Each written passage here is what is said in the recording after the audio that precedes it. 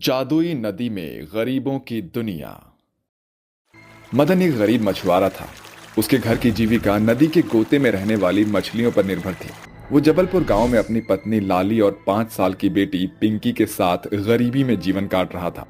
वो नदी ही उसका नित्य कर्म थी। उसका सादापन उसके पहनावे से साफ झलकती थी। फीकी सी धोती और मटमैले कुर्ते के साथ कांधे पर एक गमछा। लाली, मैं जा रहा हूँ। अरे जरा सुनो, लाल चाय बनाई है, थोड़ी पीते जाओ। सुबह के पहले आहार से मुंह मोड़कर नहीं जाते। अरे इस चाय के चक्कर में सूरज की लाली अगर धधक धधक कर पड़ी तो नदी की सारी मछलियां गोते में जाकर बैठ जाएंगी, और अगर मछलियां पकड़ में नहीं आएगी तो बाजार में क्या बेचूंगा और कैसे जलेगा चूल्हा। अजी कितनी बार कहा है, कुड़कुड़ाना छोड़ दो। जो भाग्य का होता है वो हाथ आ ही जाता है। चाय पीकर जाओ। मदन गटागट से चाय पीकर जाला लेकर नदी पर आता है, जहां उसके दोस्त खेतान और मुरली कहते हैं, अरे कहाँ रह गया था घनचक्कर कहीं का? तेरी बाट जोते जोते हमारी आंखें थक गई थी। देख देख, सारी मछलियां पानी के अंदर समा गई हैं। अरे बिगड़ क्यों रहा? चल जाल डालकर देखते हैं, थोड़ी मछली तो हाथ आएगी। मदन बड़े आस के साथ नदी में जाला डालता है। सुबह से शाम हो जाती है मगर जाले में एक भी मछली नहीं फंसती, जिस कारण उसके दोनों दोस्त कुड़कुड़ाने लगते हैं। कहा था मैंने, इस मूर्खचंद को कुछ भी नहीं मिलेगी। समय गवा दिया तूने। तू जानता है ना, हम गरीबों के घर का चूल्हा रोज की कमाई से जलता है। आज एक भी मछली नहीं पकड़ी, अब बगैर मछली बेचे कहाँ से आएगा आटा दाल खरीदने का दाम है?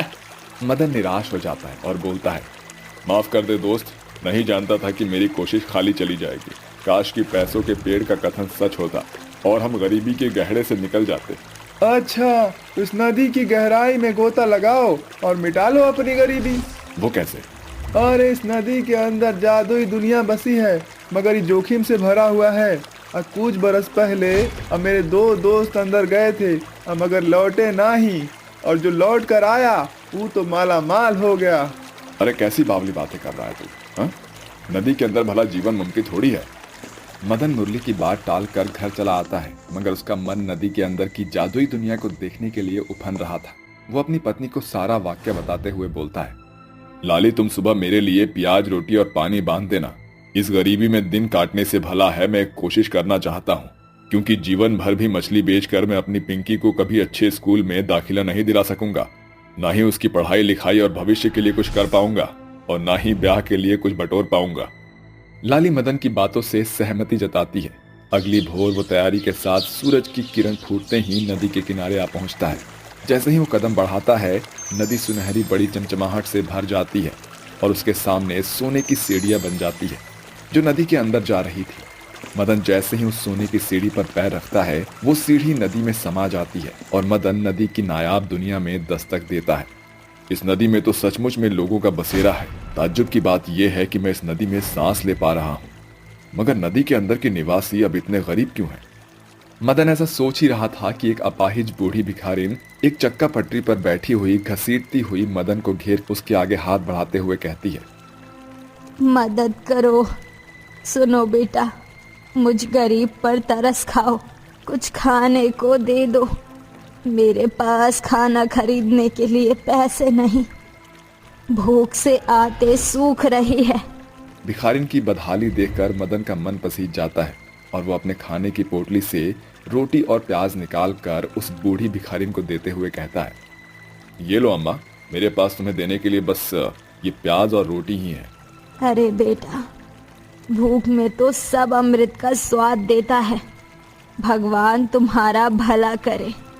इसके बाद मदन और आगे बढ़ता है, जहाँ थोड़ी दूर पर उसे मगधीरा नाम का एक प्यासा इंसान मिलता है। अरे जरा सुनो भाई, अरे जरा ठहरो। क्या बात है, तुम परेशान क्यों हो? अरे मैं बहुत प्यासा हूँ, प्यास के मारे मेरा गला सूख रहा है, मुझे पानी चाहिए। मैंने हर राहगीर से पानी मांगा, मगर मुझे एक बूंद भी पानी नहीं मिला।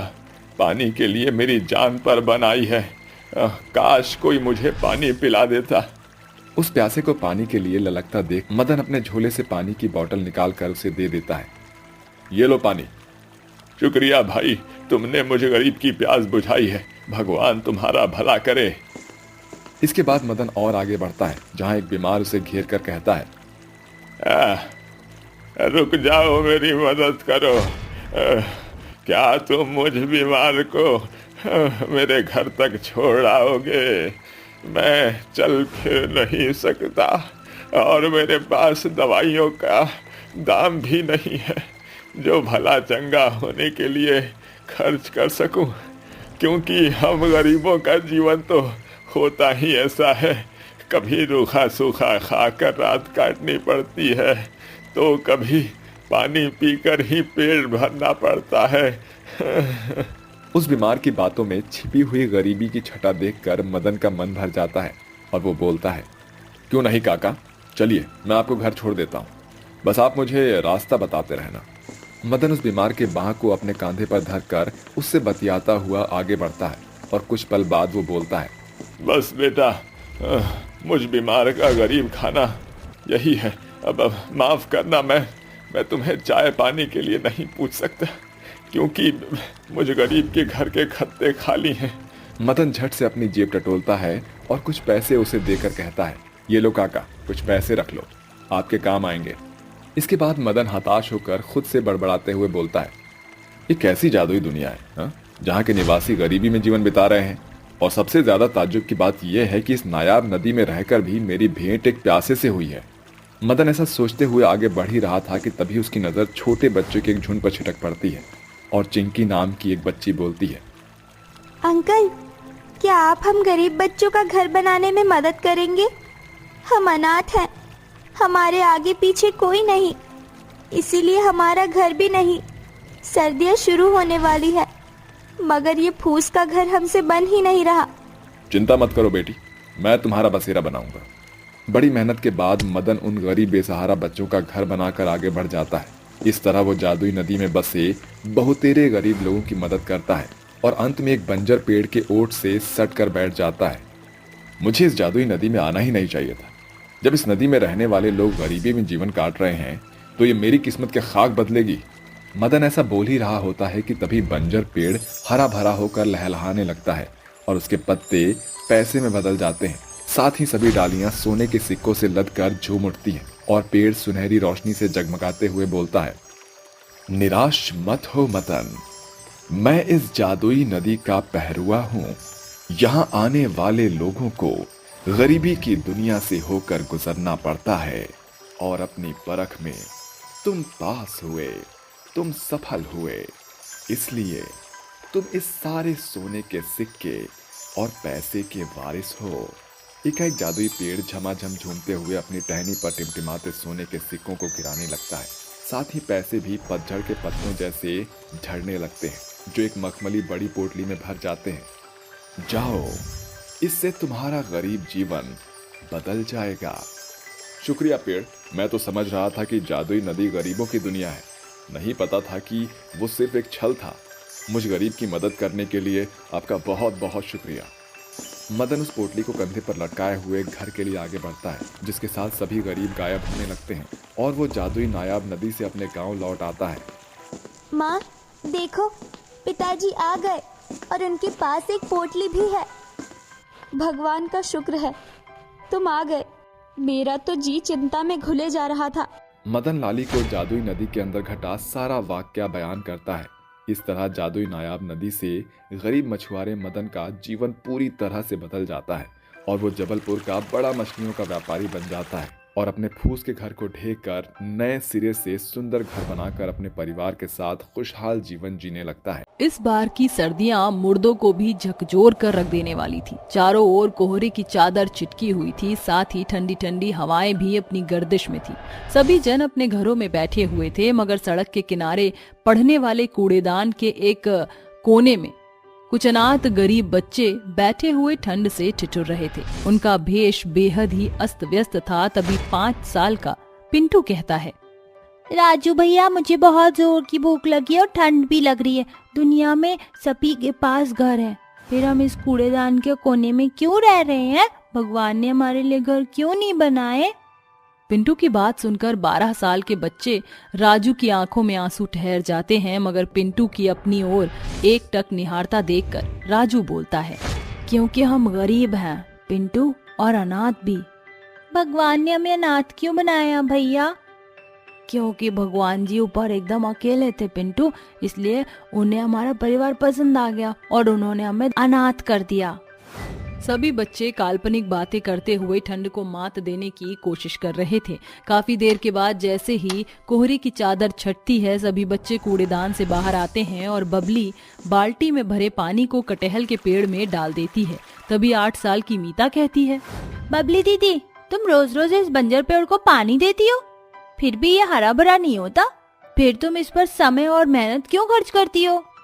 मीता, याद है कल हमने मंदिर की कथा में क्या सुना था कि इंसान को बिना फल की कामना किए मेहनत करनी चाहिए। वैसे भी ये बंजर पेड़ भी एकदम हमारे जैसा अनाथ है, क्योंकि इसके आजू बाजू कोई दूसरा पेड़ नहीं। कुछ देर के बाद चारों बच्चे अपने कंधे पर झोला लटकाए कूड़ा कचरा बीनने निकल पड़ते हैं। राजू भैया, आज तो एक भी लोहा प्लास्टिक या बोतल नहीं मिली, क्या आज भी हम गरीब बच्चों को पानी पीकर ही पेट भरना पड़ेगा? नहीं पिंटू, थोड़ा आगे और चलते हैं, कुछ ना कुछ जरूर मिलेगा। सभी अनाथ बच्चे टोली बनाकर अमीरों के रिहायशी इलाके में आ पहुंचते हैं, जहां दरवाजे पर बैठा गार्ड गुस्से से कहता है, अरे ओ भिखारियों के बच्चों, कहाँ बड़े चले जा रहे हो? चलो भागो यहाँ से। हम भिखारी नहीं है अंकल, आप हम गरीब बच्चों पर क्यों भड़क रहे हैं? अरे ओ लड़की, ज्यादा चू चपड़ की ना, दूंगा एक कान के नीचे। शक्ल से तो चोर मवाली लगते हो, चलो भागो यहाँ से। जालिम गार्ड सभी अनाथ बच्चों को भगा देता है। चारों बच्चे सड़क पर भटकते हुए वापस कूड़ेदान में आ जाते हैं। ठंड और भूख की मार से सभी बच्चों के चेहरे फीके पड़ गए थे, मगर बबली की नजर बार बार कूड़ेदान के बाहर खड़े बंजर पेड़ को निहार रही थी। बबली दीदी, तुम इस पेड़ को क्यों देख रही हो? मैं उस दिन का इंतजार कर रही हूँ मीता, जब ये पेड़ मेरी मेहनत का फल देगा। देर रात चारों बच्चे भूख से ऊँघते हुए सो जाते हैं। तभी आधी रात एक गर्दिश भरी आवाज उनके कान में पड़ती है, जागो बच्चों। एकाएक चारों बच्चे चौंक कर उठ जाते हैं। तभी बबली के साथ बाकी बच्चों की नजर उस बंजर पेड़ पर जाती है, जिसकी डाली पर एक बड़ा ही विशाल कटहल लटका हुआ था। उसके चारों ओर एक सुनहरी रोशनी छिटकी हुई थी और उसके ऊपर आंख, नाक और मुंह बना हुआ था, जिसे देखकर पिंटू बड़ी बड़ी आंखें करके बोलता है, भूत भूत, अरे भागो बच्चों, वरना ये विशाल कटहल हम बच्चों को खा जाएगा। पिंटू, मुझसे डरो मत, क्योंकि मैं जादुई विशाल कटहल हूँ। मैं तो बेजान हो चुका था, मगर बबली ने मुझ में जान डाल दी, इसलिए मैं तुम अनाथ बच्चों के लिए आया हूँ। मुझे जल्दी से पेड़ से तोड़ लो, क्योंकि 4 बजे के पहर ये पेड़ हमेशा के लिए गायब हो जाएगा। जैसे ही चारों बच्चे उस विशाल बड़े कटहल को तोड़ते हैं, वो पेड़ गायब हो जाता है। इस विशाल कटहल का इस्तेमाल कैसे करना है ये तो हमें पता ही नहीं। क्यों ना हम चारों बच्चे इस बड़े विशाल कटहल से एक घर मांग कर देखें? ए मेरे विशाल कटहल, हम बच्चों के रहने के लिए एक घर दो। ऐसा बोलकर चारों अनाथ बच्चे एक बड़े आस के साथ उस कटहल को बिना पलक झपकाए देखने लगते हैं। तभी एक रोशनी उन्हें घेर लेती है और वह खुद को एक बड़े से घर में देखकर चौंक उठते हैं। अरे वाह, इस विशाल कटहल ने तो कमाल कर दिया। अब हम अनाथ बच्चों के पास घर है, मगर वो कटहल कहाँ गया? चारों अनाथ बच्चे, गरीब बच्चे अलग गुट में बंटकर कटहल को खोजने लगते हैं। तभी बबली चिल्लाती है, पिंटू, राजू, मीता, जल्दी से बाहर आओ, ये देखो हमारा विशाल कटहल बड़े घर में बदल गया। अरे वाह, ये विशाल कटहल घर कितना सुंदर है। मैं तो खूब खुश हूँ, क्योंकि अब हम ठंड में हमको ठिठुरना नहीं पड़ेगा। चलो साथियों, अंदर चलते हैं। चारों बच्चे विशाल कटहल घर के अंदर चले जाते हैं। तभी मीता फीका सा मुंह बनाकर बोलती है, मैंने तो सोचा था कि वो विशाल कटहल हमारे खाने के लिए है, काश कि हमारे पास खाना भी होता। मीता के इतना कहते ही उसके मन की ख्वाहिश पूरी हो जाती है। अचानक उसकी आंखों के सामने अलग अलग पकवानों से भरी खाने की थाली प्रकट हो जाती है। ये कैसे हुआ? जादुई विशाल कटहल घर से मीता, जब भी तुम बच्चों को किसी भी चीज की जरूरत हो तो बस इस कटहल घर से बाहर आकर मांगने, वो तुम्हारे लिए हो जाएगा। एक साथ इतना सारा खाना देखकर चारों अनाथ बच्चे बड़े चाव के साथ उसे खाने लगते हैं और अपनी हर जरूरत उस विशाल कटहल से कहा करते। सुनो जादुई विशाल कटहल, हम बच्चों के पास एक भी ढंग के कपड़े नहीं और सर्दियाँ बहुत ही ज्यादा बढ़ गई, हमें गर्म कपड़े की जरूरत है। बच्चों के इतना कहते ही विशाल कटहल घर के आगे कपड़ों से लदा एक पेड़ खड़ा हो जाता है। अरे ये क्या भला है, कपड़ों का पेड़ कैसे हो सकता है? क्यों मीता, जब विशाल कटहल सुंदर घर में बदल सकता है तो कपड़ों का पेड़ क्यों नहीं हो सकते? विशाल कटहल के आ जाने से जैसे उन अनाथ बच्चों का बिगड़ा जीवन बदल गया था। वह अपने जीवन में खुश थे, मगर एक दिन नन्हा पिंटू सयानों सी बोली बोलता है। राजू भैया, क्या आपको याद है जब विशाल कटहल हम अनाथ बच्चों के पास नहीं था, हम अक्सर भूखे पेट ही रात काटते थे? वो गरीबी के दिन मैं कैसे भूल सकता हूँ मेरे भाई। हम अनाथ बच्चे कैसे सर्द के, बर्फबारी के, कूड़ेदान के बदबू बर्दाश्त करते थे, मगर अब हमारा जीवन बदल गया है। मगर भैया, अभी भी कितने अनाथ बेसहारा बच्चे गली सड़कों में भटक रहे होंगे। क्यों ना हम अपने विशाल कटहल घर से उनकी मदद करें? सभी बच्चे पिंटू की बात से सहमत होते हैं। तभी विशाल कटहल घर से बड़ी गर्दिश के साथ एक गूंज उनके कानों में पड़ती है। सुनो बच्चों, जो मैं जादुई कटहल घर की नींव में बदल गया, इसलिए मैं बार बार मदद का हाथ नहीं बढ़ा सकता, वरना इस कटहल घर की नींव कमजोर होकर ढह जाएगी। तुम्हारे पास केवल एक मौका है जिसमें मैं तुम्हारी मदद करूंगा। ये सुनकर चारों बच्चे सोच में पड़ जाते हैं। तभी बबली बोलती है, जादुई कटहल घर, क्या तुम हमें जादुई कटहल के बीज दे सकते हो जो जल्दी से बड़ा हो जाए? बबली दीदी, तुम बुद्धू हो गए। कटहल के बीज का गरीब बच्चे क्या करेंगे? बीजों से कटहल का पेड़ उगाकर गरीब बच्चे कटहल बेचकर अपना गुजारा चला सकते हैं। बबली के कहने पर जादुई विशाल कटहल घर उन्हें कटहल के जादुई चमकते बीज देता है, जिसे ले जाकर चारों बच्चे फुटपाथ पर रहने वाले अनाथ बच्चों को देकर घर लौट आते हैं। अरे ये क्या, अभी भी 2 कटहल के बीज बच गए हैं। बबली, इसे हम अपने कटहल घर के बाहर बोएंगे। चारों बच्चे उस कटहल के बीज को घर के बाहर जमीन में बो देते हैं, मगर अगली सुबह का दृश्य देखकर बच्चे चौंक जाते हैं। वो देखते हैं कि दोनों बीज कटहल के पेड़ बनकर तैयार खड़े हैं और दोनों पेड़ की डाल पर 2 बड़े विशाल कटहल चमचमा रहे हैं। उसकी रोशनी सूरज की रोशनी में घुल मिल रही थी। तभी एक बड़ा विशाल कटहल बोलता है, माफ करना, मगर मैं तुम बच्चों को देख रहा था। तुम बच्चों ने बड़ी बुद्धिमानी से गरीब बच्चों की मदद की, इसलिए आज से तुम एक बच्चे नहीं, एक नहीं बल्कि 2 विशाल बड़े कटहल के वारिस हो। ये सुनकर सभी बच्चे बेहद खुश होते हैं। विशाल कटहल की ये कहानी होती है यहीं खत्म।